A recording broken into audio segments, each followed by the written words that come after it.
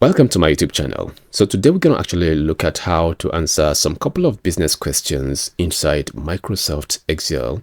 So this might be what you have known before, but let me show you in a different dimension on how you can actually approach most of those particular questions we have right here. We have question 1 to 10 that will help you to understand and master Microsoft Excel. So if you're looking forward to actually, create a very nice, good report, starting from this particular, basic business question will definitely help you. So let's get into the class. The first question we have says, how many transactions occurred in each month? So it's a very simple question. So to do that, I'm going to show you the pivot table way and as well using, normal Excel functions and formula to get it done. So I'm going to do Control T here on this particular table and convert it to official Excel table. So once done, I'm going to actually add a new column called month right here. So with this month, I'm going to use the text function, then go over to my date and comma inside double quotes, into 3, then close and actually hit your enter key. So if you look at this right now, this is not correct. So we have month September and here it's giving us normal date. So if I expand this particular date right now, you can see there is issue with our date. So how do we fix it? So before we start fixing this, we need to understand the kind of problem that we have right here. Okay. All right. For you to understand that, this particular column here, if you open it up, you're going to have something like this. And let us understand something from here. This first date says 11/1/2024, which is the first of this is January 11, 2024, and it's the US date format that starts with month, day, and year. Then this one is actually giving you the 16th day of January 2024 and is the UK date format. So the day comes first, then the month, then the year. So when you have this particular two date format combined together inside a date column, just like what we have right here right now, it will be a problem. It's as a result of the way our system is being searched to a particular region date, right? So now we need to fix this. Maybe you might be thinking like, okay, if that is the case, should I fix this to the UK or the US? Then you might be like, okay, let us just do Control what? Control 1. So with our Control 1 now, we come over here to custom and we try to actually fix it right here. Then let us say we want to stick to just one. That is the US format or UK format. Let's go to UK format now. Then I put this and I'm gonna do MM, then this YY for the year, right? Then if I go ahead and click on OK right now, that doesn't solve the problem for me. This one is still messed up. So how can we solve this problem? To solve this problem right now, we need what I call Power Query. In case you have not actually used Power Query before, and this is your first time, no problem. It's going to actually help us to solve the problem. So all we need to do is just to come over to our table, click anywhere and go to the top ribbon, then click on data. From data, click on from table. We are picking data from table to Power Query.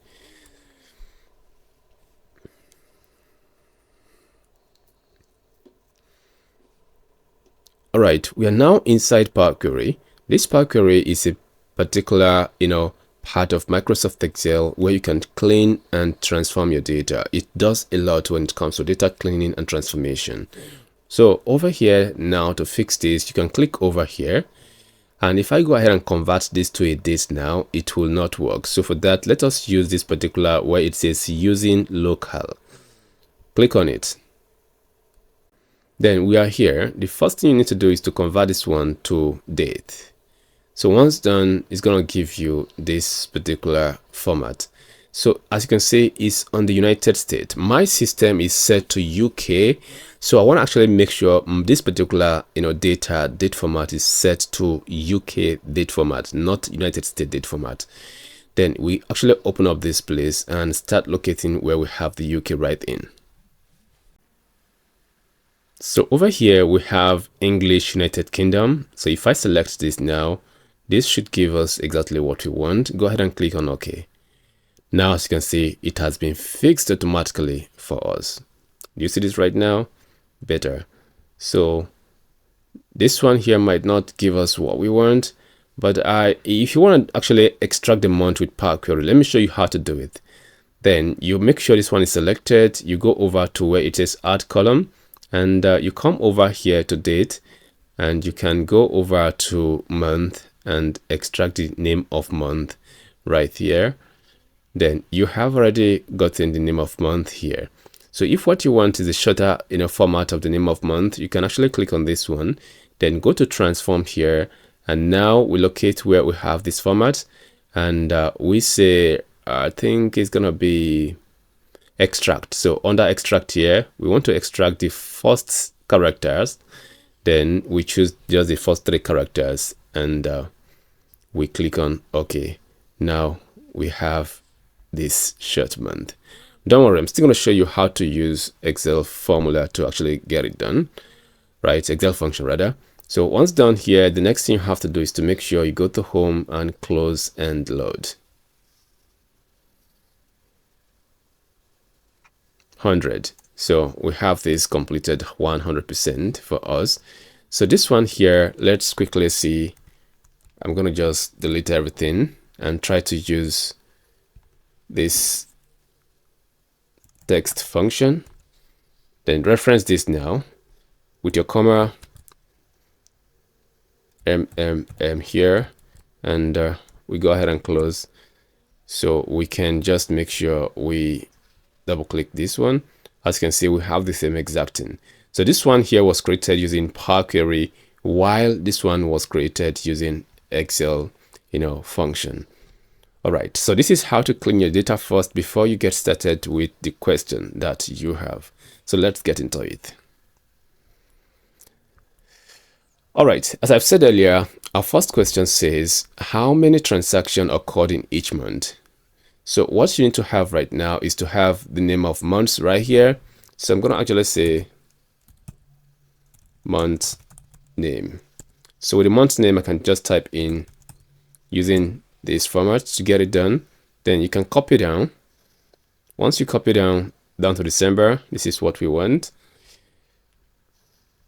So we need to actually see how many transactions we have, transactions for each month, and how do we get how many transactions we've had over the months.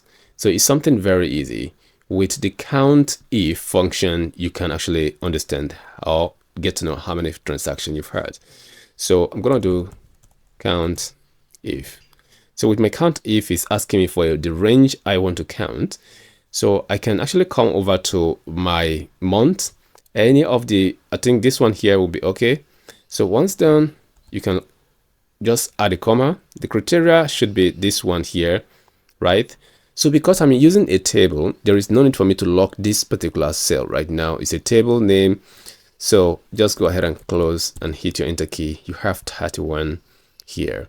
If I just go ahead and double click right now, this particular month over here, this very month do not have, this month here do not have, this month as well do not have any transaction.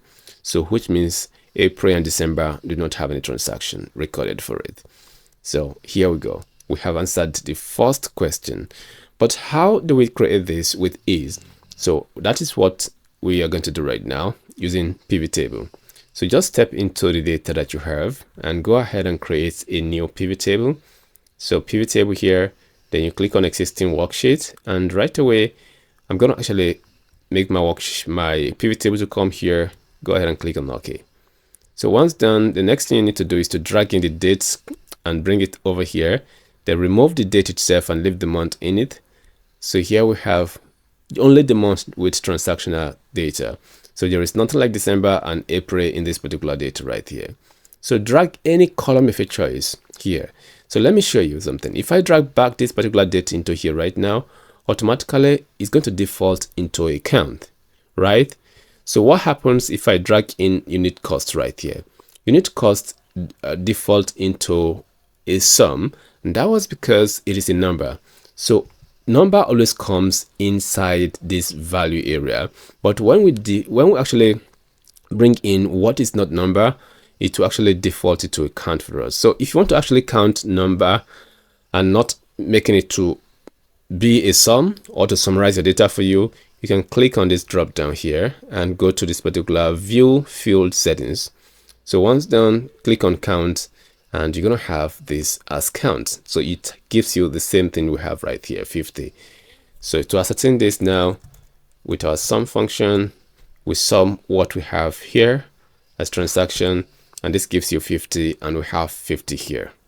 So the difference now is that for the pivot table is smart enough to only give you the months with transactional, history. While this one was, because we did created it ourselves, we can't really tell.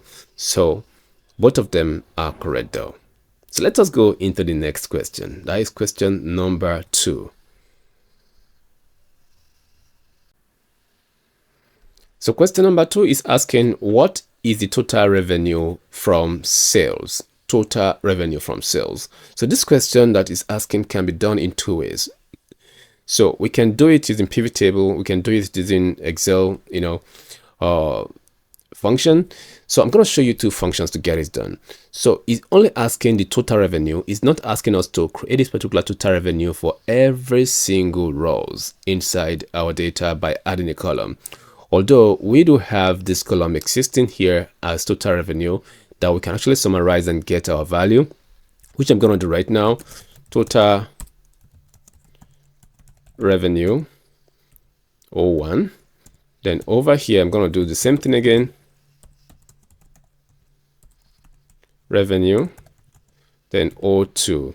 Now for the first one here, we're going to do this quick one using the sum function to sum this particular column here, and it gives us this particular value.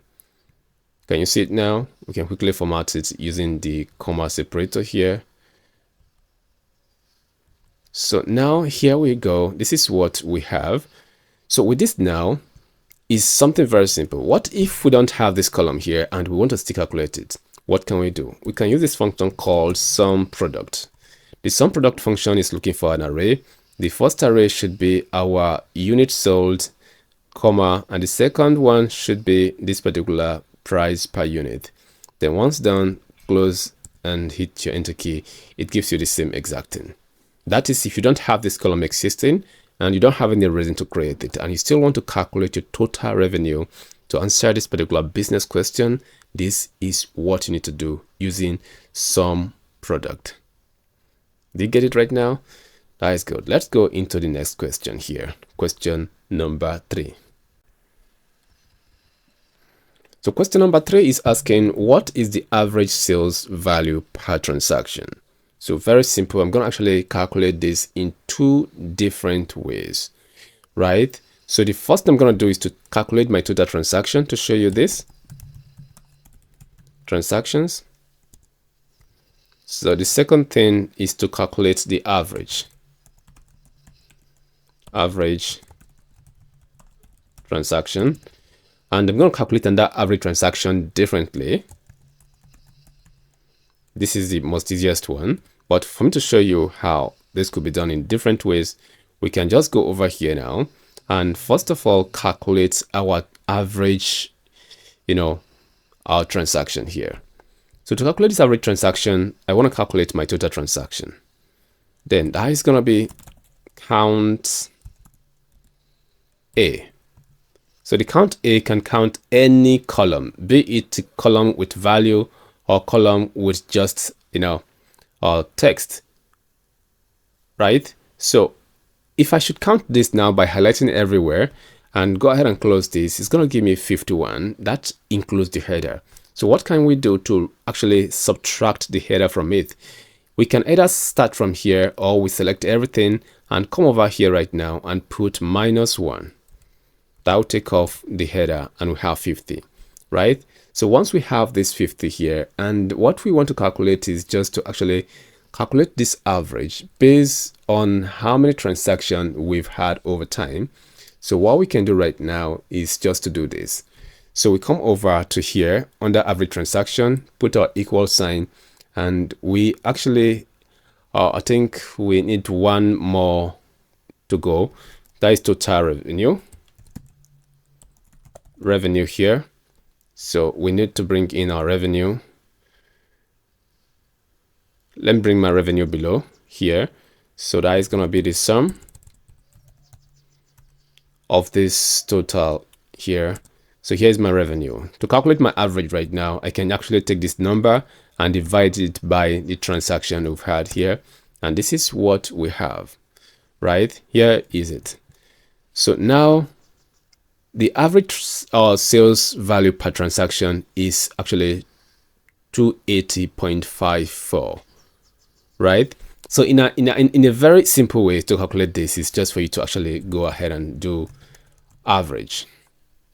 So with the average function here, we can average this particular column and it gives us the same exact number, right? But if we want to go by the question, we want to do it by transaction, you can divide the total revenue by the total numbers of transactions that you've had, and it gives you the same exact thing we have right here.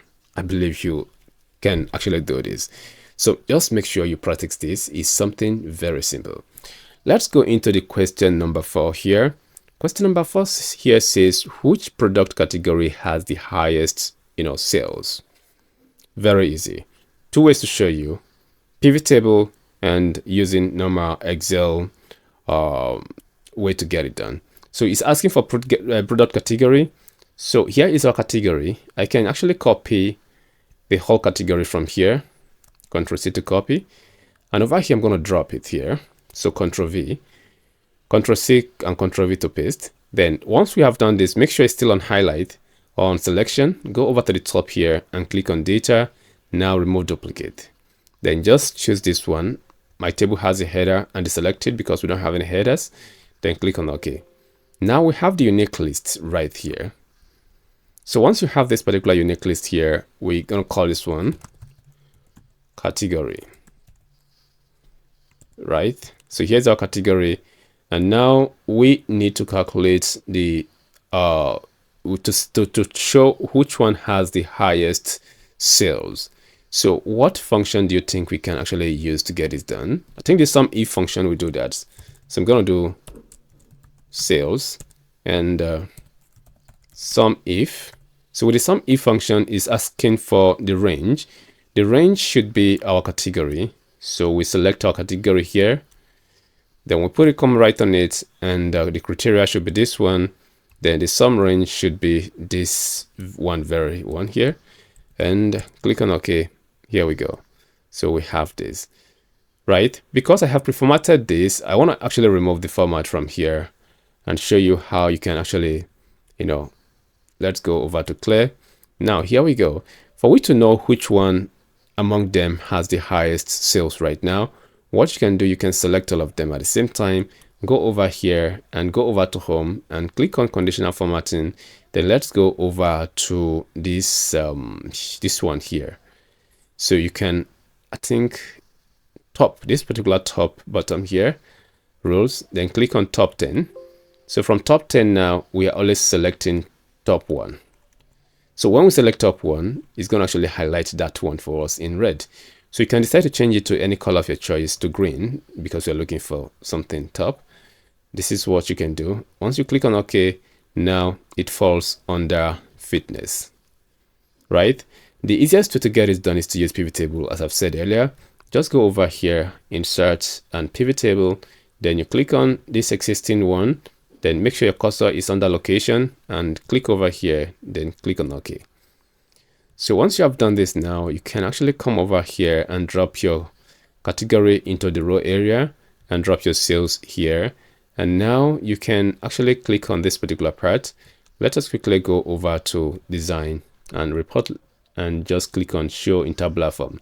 When we say show in tabular form, that will fix something for us. And it's going to actually help us to fix this particular row label and give us exactly what the header should look like, right? Let's do it again. So here we go. Now, this is what we have. So right click here and go to filter, go to top 10. Do the same thing we have done previously. Just choose one. and click on OK. It highlights just the one that is actually the highest sales category for you. I don't know if this makes sense to you. This is what you can do. In case you don't need the grand total, all you can do is just go over here and click on design and go to grand total and turn off the grand total. Now you have this alone. I believe this is simple. Make sure you practice this. It's going to actually help you to understand what we are doing here. Let us go into the fifth question right now. Number 5 question here says, what percentage of sales was made by each product? Percentage of sales made by each product. I'm going to show you 2 different ways to get it done. So let's go over here, and what we can do is to copy the product name. So Ctrl C to copy, just like what we've done before, and Ctrl V to paste. Once done, go over to the top ribbon, click on data and remove duplicates. Then make sure this is not checked. Then go ahead and click on OK. So we have the unique list of our products. I'm going to type in the name, products. So over here is going to be, I want to bring in my sales here. So here is going to be sales percentage here. So this is what we have. To get the total sales here, you know what we can do. So we can just use the sum if function to get it done. The sum if is looking for the range. So the range is going to be our product here, then comma, and the criteria should be this one. Then the sum range should be this particular part right here, right? So once you have this, you can go ahead and close and hit your enter key. Then you can just go ahead and drag this down. Okay, so you have this here. Then the next thing you're going to do right now is to calculate the percentage. To calculate the percentage of sunglasses here, you just need to divide this number by the sum of this whole number here. Select everything and make sure you lock it down by using F4 key. So when you actually use F4 key to create a lock, to avoid this particular range to move, it's going to actually add something which is a $sign around your your column and rows. So it depends on what you want to lock. I'm going to actually create a lesson that shows you how to do cell referencing. We're going to talk about cell referencing. You need to know about that very well. So your F4 key, which is F4 on your keyboard written together like this, is a very smallish key at the top of your keyboard. It's what you're going to click on. It should work. If it doesn't work, let me show you another alternative to get it done. So I'm going to unselect it. Now there is nothing selected right now. What you can do is to make sure you actually come over here with the shift key, the $sign on your keyboard, then you do it manually like this. This is how you can get it done. So once done here, the next thing you need to do is to close and hit the enter key. Then make sure you copy this down. Now we can Ctrl+1 to format it. So we go to percentage and we just do 1 decimal place and we click on OK. So here is it right here. So in case you want to actually make sure you sort it alphabetically, all you have to do is to click over here and go over to the top, then click on this filter and you click on this and you sort from A to Z. So if what you want to do is to sort from highest to the lowest percentage, you can actually do the same thing over here, largest to smallest. So you can see blanket here has the highest sales is 17.6%, followed by running shoes right here.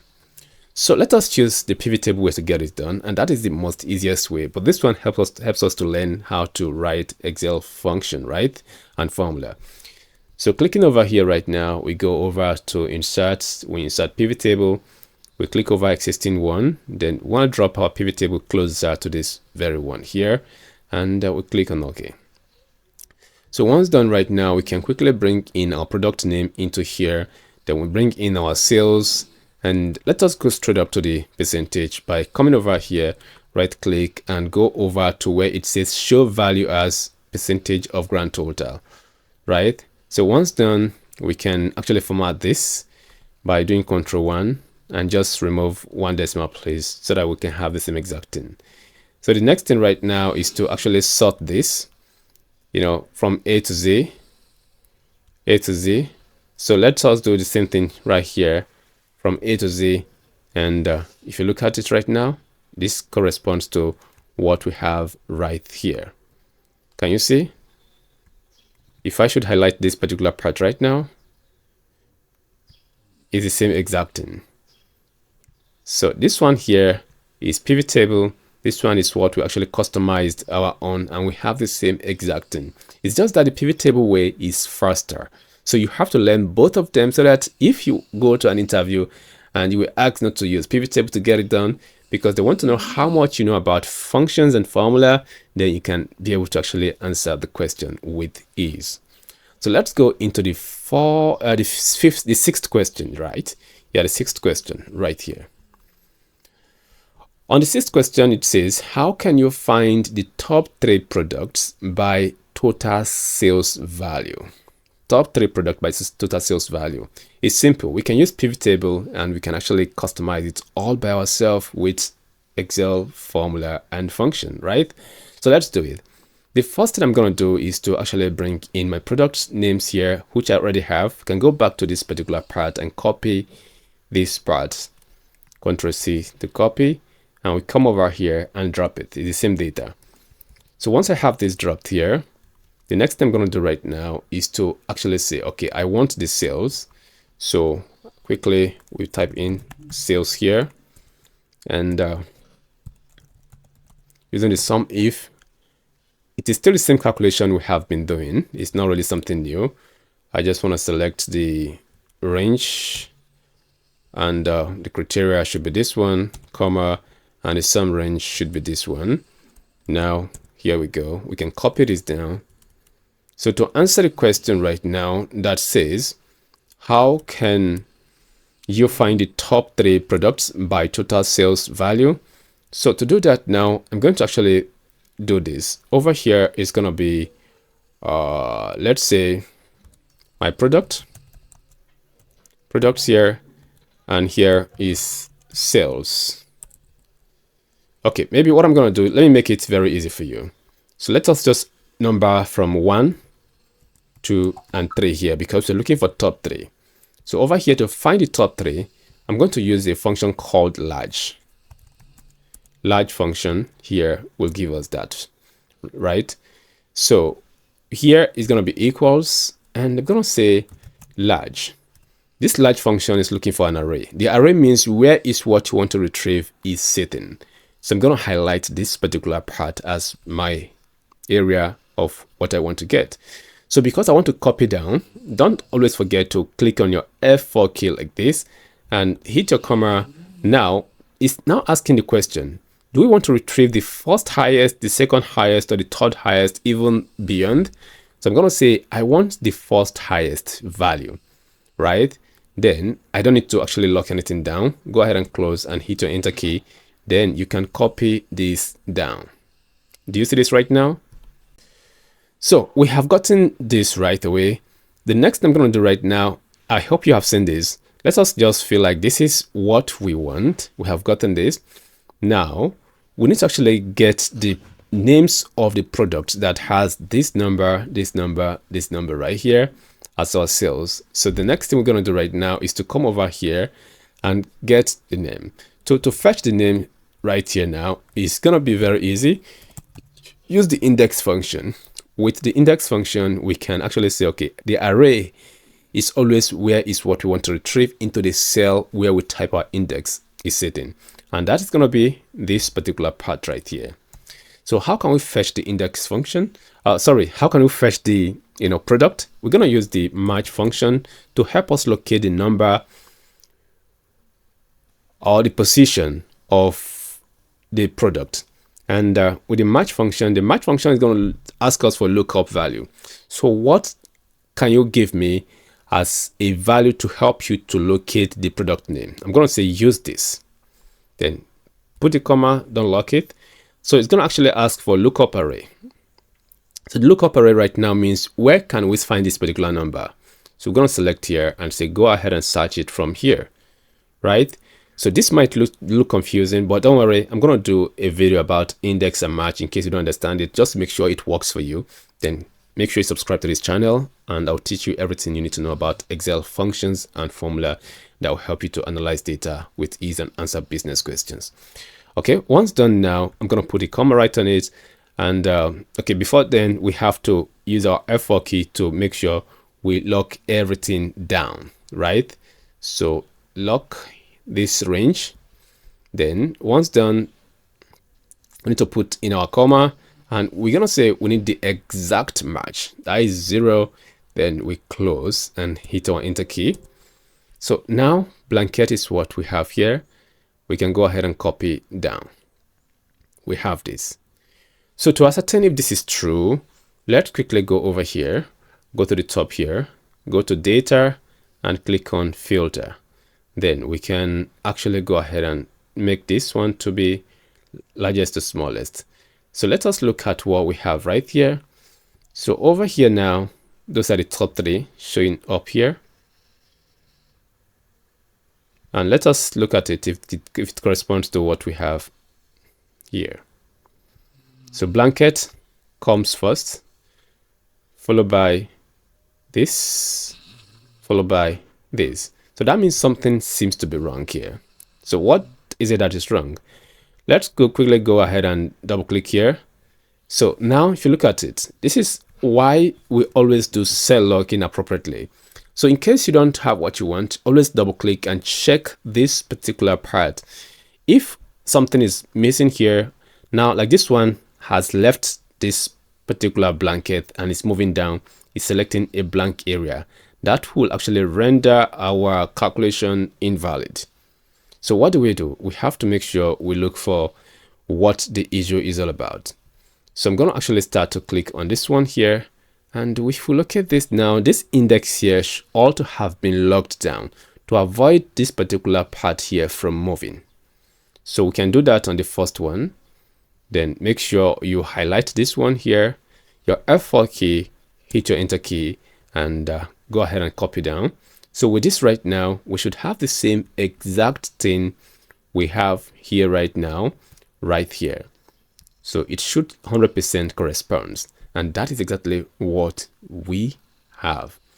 So to quickly answer the question now, we can type in product top 3 product here. And we type in sales or revenue over here, right? So just do this. So you can reference this one and reference this one to make sure you have good arrangement, and just go ahead and copy all the way down. So make sure this header Ctrl B to bold it, and this is what you have, right? So this one here helps us to think logically, but a lazy way to do it is just for you to summarize our data using pivot table. Go over to insert and do pivot table here, and go to existing sheet. And let's quickly go ahead and actually add it up to this particular part right here. Then we click on OK. So quickly we bring in our product name and we bring in our sales. And all we are looking for is just the top 3, which is something very easy. So I always love to actually clean this up. Let's go over to the top ribbon and click on this design here. No grand total. I don't want it. Then go over to this tabular form. Then the next thing I need to do, right click and go to filter, choose top 10, and go ahead and use the top 3. And once you click on OK, you're going to have the same exact thing. I can move this one down here. Can you see it right now? This one is faster, but this one helps us to think logically on how to actually approach it when maybe if we go to an interview and we were asked not to use pivot table to get it done, so we can do it all by ourselves. All right, let us go into the next question, which is question number 7. It says, how many transactions had a sales value above a certain threshold, e.g. $500, right? How many transactions? $500. So the sales value is talking about is this particular column right here, the sales column right here, right? So this particular sales column here is what we're going to use. So first of all, we need to count how many transactions we've had over time. So to do that, we use count A to count this particular part. So there is a way I can select it. I wouldn't select every single column here. So make sure if you want to select this arrow should not go above here. This arrow should be pointed to cells like this. It will only select where you have the data range. So once I hit my enter key, it gives me 50. So right away, I want to use two different ways to get it done. Above here, I'm going to actually color it. Give it a particular color. I love this color. I can put it on white and even make it bold. So here I want to have 500 in case my manager changes his or her mind to actually using that value. It will be very dynamic. So this one here should be where it is less than 500 is the question. So to solve this now, to get the answer quickly, is gonna be this. So we can actually use the count if function to count how many of those sales value are greater than 500. Right? I think it's when it says above, it's greater, not less than, it's greater. Okay, so we can actually use the count if here, count if function, and count this particular range. So remember, if we do count range here, it's going to give us 50. So once we have done that, we're going to say comma, and inside double quotes, we want to put less than 500, and we close this. We hit our enter key. It gives us 8. But if our boss wants to actually do this again, maybe by less than or even putting any other number, so let's say he wants to say, okay, above 600 now. So we have to manually go ahead and edit this one and hit our enter key right here, which is not really proper. So we can make it to be some kind of dynamic by doing what we call cell referencing.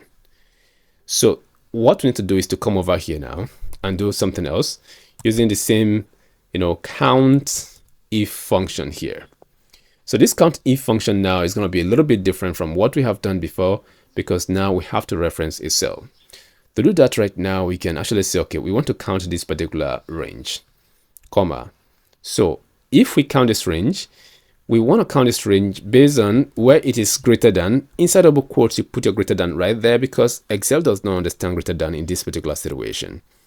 So you do this and ampersand here, and you reference this particular part and close, hit your enter key. It gives you 8. So if I put 600 here, automatically it gives me 600. But remember, we have to do manual typing here before it can give us what we want. But over here, we can even do maybe, 300, and it gives us the number right here. Do you see it right now? This is how you can actually get this done with ease. Let's go to question number 8. So this question number 8 is very easy. So it's actually saying, what is the total revenue per region? Total revenue per region, I think we don't need to actually do it, the other way around. Let's quickly go ahead and insert a pivot table, and existing one, we can drop this one over here. So we actually drag in our region and the revenue, and this will give us something like this. Quickly, even if we were not asked to do this, we can quickly just create a chart by going over to insert and insert a chart like this. Here we go. So I always love to clean my chart up. So over here, remove this axis, and this one here, right click and remove this and say hide. Don't remove it, just hide button on chart. Then take off this one. Then here we go. This is what it is. So you need to actually bring in the data label right on it, and you have something like this. So question number 9 says, create a chart to visualize monthly trend. Do you see it right now? To visualize monthly trend. Let's quickly do it again. So we now click on insert and pivot table. Then we go to existing sheet, and now we do this and click on OK. So bring in your date here and take off the date from the row area. Now we just have nothing but the month. Then we bring in the sales, and now we have it. So we can go over here now, go to insert, and quickly we can just do this. So we have this. So always make sure you have this one here hidden. Then take off this one. Then if need be, you can make it bigger and turn on the data label for it as well. So something like this will be cool. So once the data label is on, there is no need for you to keep this particular y-axis. Then here you go, you have something like this. The last but not least is the 10th question right here. So this 10th question here, which day of the week has the highest average sales? Which day of the week has the highest average sales? Okay, let's do it. So Excel, if we just go ahead and do insert and create the pivot table and use the existing sheet. So at default, Excel do not give us, any means to create a weekday from our data. So even if I try to regroup this and go to group, now I'm going to regroup this again, click on group. Now there is nothing like weekday here to group it with. So we can only have year, quarter, and day. There is no weekday. If I do this right now, I only have this, almost the same thing I have before, right? So we have the year, just 1 year of data. So how can we get a weekday? So we need to actually add a new column here. So you call this one name of week, right? So name of week. So we put text, and over here the value should be referencing this particular row in this column. So comma, inside double quotes, d for the shorter format. Then we'll go ahead and close and hit our enter key. So we have the weekday here. So we need to go back to our pivot table and pick up the weekday we just calculated, or we just added as a calculated column. But right now it's not here. So what can we do? We need to actually refresh our pivot table. By right clicking and click on refresh, we now have it here. So we can bring this here right now. We have this new column, which we created ourselves. Then I'm going to bring this here. And the question says, which day of the week has the highest average revenue? So we are looking for average. We can come over to sales and go to value field settings here and choose to actually have it on average. Here we go, average. So once we have it on average, we can quickly go to Control 1 and do number formatting. So maybe with 1 decimal or even the 2 decimal place will be okay. So now we have it rightly. So the next thing we need to do right now is to actually create a chart to show this. I'm going to show you how to highlight the highest one. So if I do this now and click on OK, I'm going to have something like this. But how can I highlight the highest one? So as you can see, this is the highest one here. You can double click and come over here and fill this with a particular color like this. Okay. This seems to look okay, but what if we try to add a slicer now? For example, I add a slicer of region, and if I select this particular East region, now it removed that format because that is not more the highest one. So if I actually bring it back, it brings this back for me. So which means this chart here is wrong. Let me show you how to create this particular chart in a dynamical way instead. Okay. The very first thing you need to do is to actually come over here and reference this particular part. Then you copy this way and copy all the way down here. So let us make sure this one is well formatted, design, and go over here and do this. All right. Then we just need to get the same format. Click on this one and do this. All right. So we've gotten this now. I'm going to just type this here to be top weekday. So with the if function here, so I'm going to say if this particular number is equals to max. So I'm going to find my max in this particular place. Okay, okay, let me just think of something. I think just because of the beginner people right here, I want to make sure I make this very easy. First of all, I'm going to find the max value from here, right? So this max value here now should be is 432. That is this particular Saturday here, right? So we have gotten to know. So we can now say if this one here is equals to this one, right? So because we're going to copy down, we have to make sure we lock this down, F4 key. Then I want you to give me this one. Otherwise, just give me blank. I'm going to go ahead and close and hit my enter key. So because it is not, we have nothing there. And if I do this now, we have it here, right? So the next thing now is for me to bring in my slicer. And if I start clicking on my slicer, as you can see, it's appearing in different places, right? But we can do better than this to make it more professional. But before then, let us create our chart. So I'm going to come over here now and select everything. So the grand total should be taken off. We don't need to have the grand total as part of it.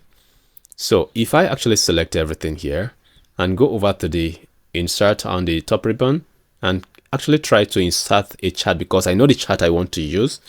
So this is the particular column chart here. So it's going to give me blank.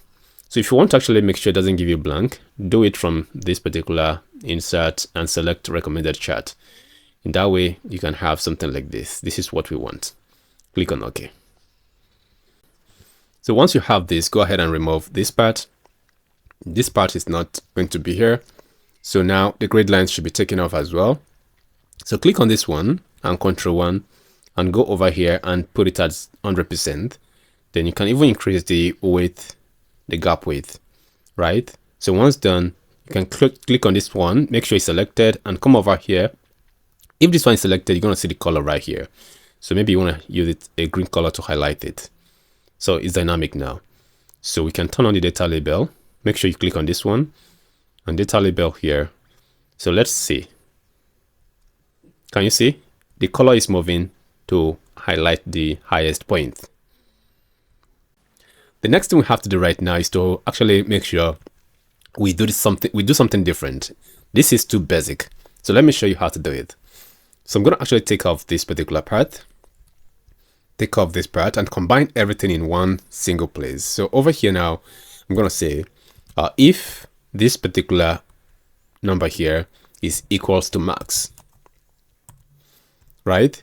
Then my max should be found here, just like what we've done before. Then F4 key to lock it down as well. Then go ahead and close and put a comma right on it and actually say, give me this, otherwise give me nothing but blank. So if I still hit my enter key and now I copy down, I'm going to have this one to work 100%. Okay, here you go. If you're still watching, you might have gotten a lot of values from this particular video, and you need to actually subscribe to actually stay up to date on every single videos I'll be dropping right here every single time. So try to share and like. See you in my next videos.